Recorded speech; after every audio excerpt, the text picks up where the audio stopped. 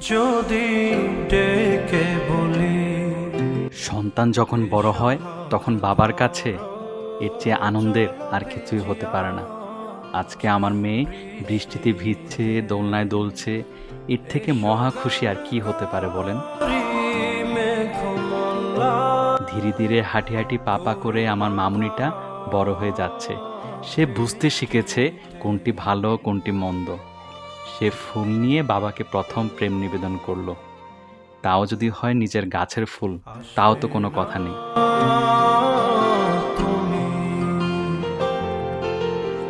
মামুনির জন্য অনেক অনেক শুভকামনা রইল। তুমি ভালো থাকো মা। প্রতিটি বাবার মন জুড়ে যেন প্রতিটি সন্তান এভাবে থাকে। তবু কেন কাছে ডাকি,